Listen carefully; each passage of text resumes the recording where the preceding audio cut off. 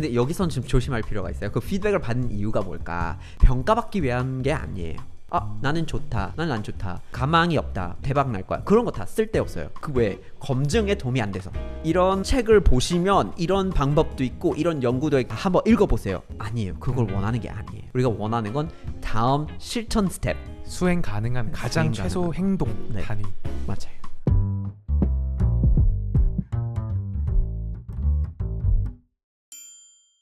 아까 일부 파트에서는 이제 웨이브 엔터테인먼트를 공동 창업한 사람으로서 타일러님의 얘기를 좀 더 많이 다뤘는데, 그 외에도 갖고 계신 직업들, 페르소나가 되게 많으시잖아요. 두 번째 치고는 없다라는 베스트셀러 작가이시기도 하고, 네. 강연도 나가시고, 복면가왕 같은데 이제 노래도 부르시고. 그러니까 어떻게 이렇게 다양한 일을 할 수 있는 분으로 성장할 수 있었나에 대해서 좀 더 얘기해보면 좋을 것 같아요. 네. 이것도 약간 교육 배경이랑 또 연결이 될 수 있는 부분인 것 같아요. 제가 이제 버몬트에서 받았던 교육이 한국 사람이 봤을 때 대안교육 이런 느낌이에요. 굉장히 특이할 거예요. 제가 이제 유치원부터 중학교 막학년 다녔던 학교의 총 학생 수가 36명이었어요. 6학년, 7학년, 8학년이 한 반이고 8명이에요. 판서하면서 강의할 수가 없어요. 그냥 다 이렇게 둘러 앉아가지고 토론하면서 얘기를 할 수밖에 없고, 시험 치는데도 의미가 거의 없는 거죠. 오히려 중요한 거는 이 학생이 갖고 있는 생각이나 해보고 싶은 것들을 어떻게 꺼내올 거야, 이런 걸 이제 해결하는 게 교육이라고 생각하는 거죠. 그러니까 능력을 심어줘야지 옳은 것을 심어줄 필요가 있다고 생각하는 교육법이 아닌 거죠. 그래서 고등학교 때도 그 학점이라든지 이런 거를 대학에 지원할 때만 볼 수 있었던 거예요. 스스로가. 네. 3학년이 돼야만 볼 수가 있었던 거예요. 안 보고 싶으면 그냥 고등학교 다니는 내내 안 보셔도 돼요. 대신 보는 게 피드백이거든요. 그래서 시험을 안 친다는 게 우리는 10일 동안에 프로젝트를 기획해서 만들어야 되는 거예요. 그래서 수학 수업을 듣고 있고, 첼로도 하고 있고, 뜨개질 같은 거 하고 있고, 아니면 원단을 만들고 있다, 뭐 이렇게 이러면, 그러면 이 학생이 한 학기가 끝나면 어떤 걸 하냐면요, 모차르트의 악보를 가지고 수학적인 분석을 한 다음에 그 함수를 써서 원단 패턴을 개발해 가지고 원단을 만들어서 전시를 하고, 자기가 나와가지고 해설을 해주고, 수학적인 원리라든지 제작 방법이라든지 다 알려줘야 돼요. 그러니까 이런 식의 학교예요. 그래서 자기가 접해온 것들을 가지고 새로운 걸 창조해가지고 만드는 프로젝트성, 그러니까 갖고 있는 아이디어를 바로 세상에 탄생시켜라 라는 이런 교육을 받은 적이 확실히 좀 있었거든요. 그래서 저한테는 이거를 해보고 싶다, 이런 거 해도 되지 않을까 라는 이런 생각이 떠오르는데 바로 해보는 건 당연한 일인 거예요. 내가 해보고 싶은 게 생겼을 때 제약받는 경험 자체가 많지 않으셨던 거고, 특히 오히려 그 반대죠. 그걸 하려면 어떻게 해야 할까 하고 같이 고민해주고 이런 분위기였던 것 같아요. 하고 싶으면, 아이디어가 있으면 일단 해본다라는 말이 되게 깔끔하고 명료한 말이지만 사실 어렵잖아요. 어떤 새로운 아이디어가 떠올랐을 때 타일러님은 가장 스텝 1, 그러니까 어디서부터 정말 시작을 하시는 편이세요? 스텝 1은 생각 정리예요. 생각 정리인데 여기서 갇히시는 분이 많아서 그게 문제예요. 그러니까 정말 간략하게 정리하는 거, 복잡하지 않고 초간단하게 누가 봐도 그런 문제를 말하는 거, 그래 그것도 문제네, 네가 생각하는 해결책인 문제 알 것 같다, 근데 그런 걸 하면 이거 필요하겠네, 여기까지만 정리를 해야 돼요. 그러니까 타인의 의견을 받을 수 있는 최소 수준. 최소 수준의 생각 정리. 글로 정리하든 발표 자료를 정리하든 그림으로 정리하든 상관없는데, 일단 그거를 누군가와 공유해서 그 타인이 이해할 수 있는 수준까지만, 거기에 너무 많은 시간을 쏟아부어가지고 이렇게 막 자료 만들고 막 길어지고 막 그렇게 하면 쓸데없는 짓을 하고 있는 거예요. 왜냐면 공유하는 게 포인트니까. 그럼 스텝 2는 그걸 공유하고 이제 피드백을 받는 거. 맞아요. 근데 여기선 좀 조심할 필요가 있어요. 그 피드백을 받는 이유가 뭘까? 피드백을 받는 이유는 평가받기 위한 게 아니에요. 그러니까 너가 동의해? 너도 이게 좋은 해답이라고 생각해? 이런 거를 알려고 하는 게 아니라고요. 이 문제를 해결하려면 이거 필요하겠지라는 가설이 있었죠. 그 가설을 같이 검증해 줄 사람을 찾는 거예요. 그게 목표예요. 나는 좋다, 나는 안 좋다, 가망이 없다, 이게 대박 날 거야, 그런 거 다 쓸데없어요. 그 왜? 검증에 도움이 안 돼서. 검증에 도움이 되는 건설적인 피드백만 중요한 거예요. 나머지 것들은 건설적이지 않으면 오케이, 피드백 감사합니다 하고 그냥 안 보셔도 되는 거예요. 그 보셔야 되는 피드백은 다음 단계가 먼저 뭐가 돼야 될까, 이거 해내려면 뭐가 우선일까, 검증에 도움이 되는 건설적인 거를 잡고 다음 단계에 넘어가는 게 포인트예요. 그러니까 어차피 검증은 뇌로 하는 게 아니라 how, 그러니까 어떻게 이걸 검증할 것이냐, 거기에 맞는 피드백만 이제 수용을 하면 된다. 그런데 거기서 그 how라는 게 방법론적인 얘기가 아니라 실제로 이거 먼저 해봐라는, 그러니까 막 예를 들어서 웹사이트 만들어봐요. 이건 명확해요. 만들면 되니까 할 수 있는 거예요. 뭐 랜딩 페이지 만들어봐요. 그러면 할 수 있어요. 근데 뭐 이런 책을 보시면 이런 방법도 있고 이런 연구도 있고 이런 조사가 있으니까 이런 거 다 한번 읽어보세요. 아니에요. 그걸 원하는 게 아니에요. 그건 나중에 하면 돼요. 우리가 원하는 건 다음 실천 스텝, 수행 가능한 가장 최소 행동 단위. 맞아요. 근데 그렇게 조언을 해주는 사람은 정말 극소수일 없어요. 거잖아요. 보통은 사실은 노이즈에 가까운 어떤 피드백을 주기가 되게 쉽고, 거기서 그거를 내가 분명하게 걸러낼 수 있는 것 자체도 훈련을 해서 길러야 되는 속성일 수도 있겠네요. 그거 맞아요. 제 개인적인 생각이에요. 모두가 이렇게 생각하는 건 아닐 수 있으니까. 한국 사회의 특징상 불확실성을 싫어하는 게 좀 있는 것 같아요. 안정적이지 않은 거를 썩 좋아하지 않고 검증된 거를 선호하는 게 있고, 모두가 다 똑같이 그렇다가 아니라 그런 전반적인 경향이 있어요. 이제 그러다 보니까 굉장히 많은 사람들이 피드백을 해줄 때 먼저 하는 소리가 이거 안 될 이유가 이거다라는 거예요. 이거 안 될 이유가 이거다, 아니면 이거 이미 어디서 해봤는데 망했다. 그거를 그럼 안 되겠네 하고 이해를 해버리면 정말 아무것도 못해요. 뭐 물론 많은 경우에 그게 뭐 애초에 안 되는 걸 수도 있어요. 그런데 본인이 그거 애초에 왜 안 되는지를 아나요? 알 수 있게끔 다음 스텝을 넘어가는 걸로 하면 돼요.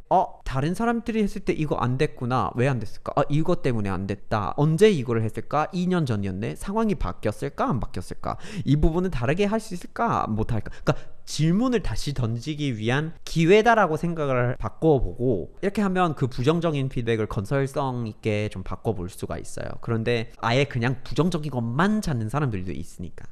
저도 그런 말을 들은 적이 있어요. 이제 너는 사업 체질이 아니니까 못할 거다라고 이렇게 그냥 대놓고 얘기하는 경우도 들어봤고, 확 깎아내리는 식의 부정적인 그런 걸 많이 하는 사람들은 종종 있더라고요. 그렇죠. 그러면 여기서 정말 미안하지만, 그냥 미안하지 않고요, 안타깝지만 영어로 naysayers라고 부르거든요. 보통 우리가 투표를 할 때 yay or nay, 그래서 yes or no인데 naysayer는 자꾸 뭘 제안해도 no예요. 그러면 다시 생각해 볼 필요가 있어요. 이 사람은 부정적인 피드백이 그래도 실마리랑 같이 오나요? 아니면 그냥 매사에 부정적인 건가? 이거 따져야 돼요. 좀 따져보고 정말 후자라면 또 표현이 있어요. 한국에서는 가지지기를 하면 돼요. 가지지기. 이게 잘 성장을 하려면 가지지기를 해가지고 다른 방향으로 가야 되는 거거든요. 그런 피드백에 대한 판단 능력도 좋아야 돼요. 사실 뭐 저희 채널 자체도 상대적으로 안 된다는 걸 하는 분들이 많기도 하고, 저도 이제 냉소라는 걸 되게 정보값이 없는 행동이라고 생각해요. 그러니까 세상에 아무것도 정보값이 있는 행동을 더하지 않았는데 자기는 좀 똑똑해진 것 같은 느낌이 들죠. 그러면 누군가는, 타일러님이 이렇게 말씀하셨다는 건 아닌데, 야 그럼 하고 싶은 게 있으면 해, 지르고 봐 라고 이제 받아들이는 사람들도 있을 수 있잖아요. 그렇게 했다가 실패하고 그때 왜 나 안 말렸어 이럴 수도 있고. 그런 상황은 너무 처음부터 크게 하려고 했기 때문이에요. 왜 나를 안 말렸어? 이런 거는 뭔가 피해를 받거나 손해를 받거나. 왜 그렇게 됐을까요? 애초에 실천을 하려고 했던 첫 번째 실험이 너무 규모가 컸기 때문이에요. 너무 투자 비용이 컸기 때문이에요. 그래서 정말 실천 가능한 최소한의 뭔가를, Y 콤비네이터라든지 이런 데 가보시면 MVP라고 부르잖아요. Minimal Viable Product. 그쵸? 그래서 가장 정말 최소한의 걸로. 그러니까 어떻게 보면 진짜 간단한 얘기예요. 이게 될지 안 될지를 모르면 당연히 저비용으로 테스트해보는 것들 여러 가지 해보고 점점 규모를 키워나가면 뭔가가 되겠다라는 이런 접근법을 택하면 되는데, 그 중간을 다 뛰어넘고 뒤에 큰 걸 한번 그냥 이렇게 대박 나겠다 하고 막 이렇게 치고 갔으니까 그런 거예요. 그런 거는 이제 생각하는 거, 아이디어를 해보는 게 아니라 그 해버리는 거예요. 그건 차이가 있는 거예요. 그럼 어떤 새로운 일을 한다고 했을 때 중간에 뭐 그만두거나 포기해야 되는 상황이 있을 수도 있잖아요. 네. 그런 거는 좀 언제 판단을 할 수가 있을까요? 요거는 그냥 기준이 있어야 돼요. 시작부터 기준이 있어야 돼요. 이거 해볼 거야. 오케이. 그러면 첫 번째 실험을 한번 설계를 해보고 해봤어요. 그럼 안 됐다. 그러면 여기서 더 크게 해봐요? 그러면 안 되죠. 변수를 바꾸면서 검증을 다시 해보면 되는데 다른 방식으로 규모를 더 크게 키우고 또 다시 해본다. 이런 거는 자기가 애초에 갖고 있었던 기준을 무시하고 가는 거거든요. 아니 인생 살면서 아이디어 하나밖에 생기겠어요? 그거 아니잖아요. 네. 그 여러 가지 아이디어가 생길 수 있고 여러 가지 기회가 있을 수 있고 시간이 지나면서 상황도 바뀌는데 같은 아이디어를 10년 후에도 다시 검증을 한다? 오케이. 괜찮아요. 5년 후에 다시 검증, 오케이. 괜찮아요. 그런데 지금은 안 된다. 여러 가지 변수를 다 확인해 봤는데 안 된다. 그럼 뭐 그만할 줄 알아야죠. 다음 걸도 될 수 있는데. 그런데 이게 뭐 한국 사회만의 특징인지는 잘 모르겠지만 빨리 포기하는 것을 안 좋게 바라보는 시선들이 있잖아요. 이게 사회 구조도 뭐 영향을 끼치겠지만 행동 경제학적인 이유도 분명히 있을 것 같아요. 우리가 투자를 했는데 주식을 샀어요. 근데 떨어지기 시작했어요. 바로 팔고 싶어 하는 사람이 없어요. 다시 올라가겠지, 다시 올라갈 수도 있어 하고 이렇게 붙잡고 점점 내려가요. 근데 어느 순간부터 명확하게 팔기는 팔아야 되는데 그래도 지금 팔면 그러면 그 손해를 인정해야 된다면 시간이 가면 갈수록 안 팔고 싶은데 팔아야 되는 상황. 그렇죠. 이런 이상한 심리가 생기죠. 우리가 아이디어가 있는데 실현을 시키고 싶을 때도 그 심리가 작용이 되는 것 같아요. 가끔씩 너무 애착을 가지고 하면. 근데 그렇게 생각하면 안 되는 거죠. 이 실패 경험을 하면서 얻은 게 없다라고 생각하게 되면 그럼 완전히 모든 게 다 손해가 되잖아요. 이걸 하면서 굉장히 많은 걸 배웠고 많은 이제 노하우를 쌓아갔고 이 분야 관련된 뭐 또 많은 것들을 터득했을 텐데 그건 나중에 또 다른 거에 적용이 될 수도 있어요. 자산이 될 수도 있어요. 이런 식으로 생각을 좀 억지로 세뇌시켜서 이렇게 바꿔봐야 되는 것 같아요. 솔직하게 이제 지금 타일러님의 접근 방식을 들었을 때 여기에는 진짜 실패라는 단어가 끼어들 틈이 별로 없는 것 같거든요. 계속해서 뭔가 도전하고 시도하고 결과가 안 나왔다. 그럼 다른 걸 한다. 꺾일 일 자체가 별로 없는 시스템을 스스로 구축하신 것 같다.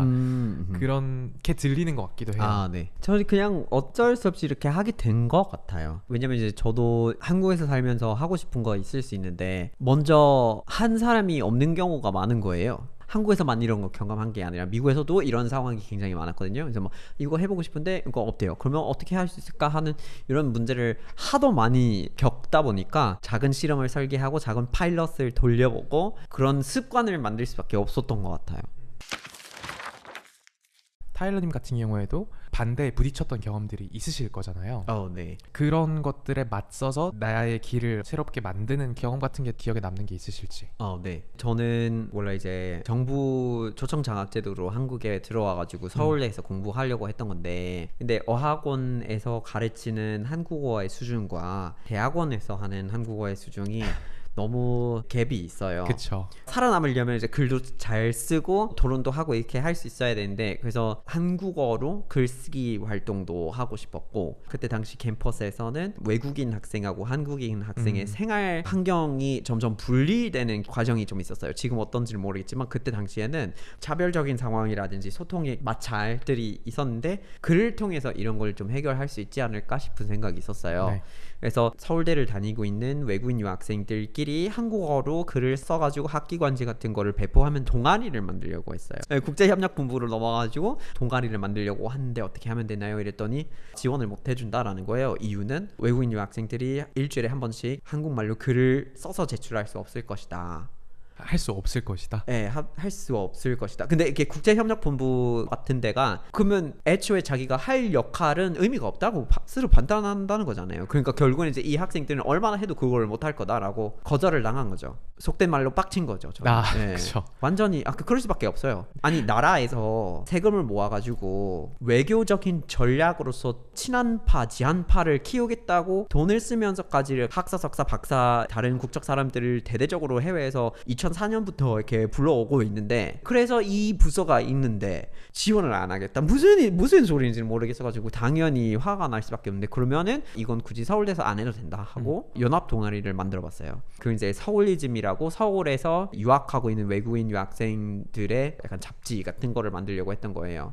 돈이 없는데 그냥 막 해보고 막 서울시에도 연락을 해보고 뭐 별의별의 방법으로 이렇게 지원을 못 받아도 공간을 얻어가거나 아니면 홍보를 좀 도와달라고 하면서 40개국에서 온 다양한 사람들을 좀 모아봤어요. 그래서 2년 동안에 운영을 했고 이제 우리 서울리즘 회원들이 다음 블로그가 이번 주에 조회수 가장 나가는 거라든지 또 자기 글로 그렇게 수상한 거 몇 가지가 있었거든요. 그래서 일주일에 못 낸다고 무슨 아예 조회수가 일주일에 대한민국에서 가장 잘 나가는 블로그 게시물을 쓴 사람도 외국인인데 그런 거 한번 그냥 만들어봤죠. 그러니까 내가 하고 싶은 달성하고 싶은 게 있고 네. 근데 여기서 못 도와준다고 하면 다른 데를 찾으면 된다. 네, 맞아요. 다른 데를 찾으면 돼요. 환경을 바꾸면 돼요. 한국에서 이거를 해보고 싶어요. 규정 때문에 안 돼요? 다른 나라 가세요. 다른 나라 가서 하실 수 있어요. 아니 요즘에 아마 자유 이동이 얼마나 되어 있는데 못 갈 이유는 없잖아요. 하지 못하는데 이유가 있다? 그러면 그 이유를 감수할 거냐 안 감수할 거냐, 다른 식으로 할 거냐 그냥 포기할 거냐, 그거 본인 판단이에요. 그러니까 한국을 내가 떠나면서까지 하고 싶진 않아. 그러면 그렇게까지 안 하셔도 돼요. 네. 포기하시면 돼요. 다른 걸로 바꾸세요. 도망쳐도 되고. 그럼요. 도망쳐도 되고 포기해도 되고 다음 걸로 넘어가도 돼요. 뭐 하는 거에 얽매이지 않았으면 좋겠어요. 사람들이 이걸 하기로 했으니까 나 끝까지 해야지. 왜 끝까지 해야 돼요? 할 수 있는 게 많아요. 할 수 있는 많은 것들을 이 하기 싫은 거를 위해서 희생시킬 거냐고. 그렇게 봐야 되는 것 같아요. 반드시 당연히 무조건 영원히 해야 되는 일 같은 것은 존재하지 않는다. 모든 것은 상황에 따라서 중단될 수도 있고 재개될 수도 있고 시작될 수도 있고 포기될 수도 있다. 계속 진화를 해야 되는 것 같아요.